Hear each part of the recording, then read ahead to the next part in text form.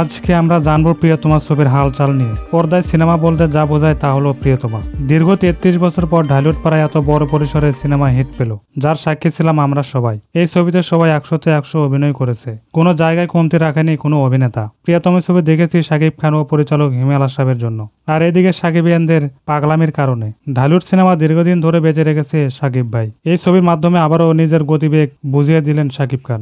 এখন নিজের পারিবারিক ঝামেলা মিডিয়া থেকে দূরে রাখতে পারলেই বহু দূরে এগিয়ে যাবে সাকিব খান প্রিয়তমা ছবির মাধ্যমে। এই ছবিতে ইদিকা নামের দুর্দান্ত বুদ্ধিমান নায়িকা পেয়েছে বাংলা চলচ্চিত্র, যার অভিনয়ে দর্শক মহলে ব্যাপক সাড়া পেয়েছে।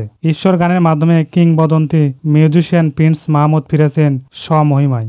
এই গানের ভিতর দিয়ে ঢালিউড সিনেমায় রিয়াদ নামে নতুন শিল্পী পেয়েছে। তার সাথে প্রিয়তমা ছবির জীবন ফিরিয়ে দিয়েছে বালাম ভাই। সাকিবিয়ানদের আশা পূরণ করেছে সাকিব খান। এমন একটা সিনেমার আশায় অপেক্ষায় ছিল অনেকেই। আমি বলবো এই ছবির পিছনে বেশি সহযোগিতা করেছে সাকিবিয়ানরা।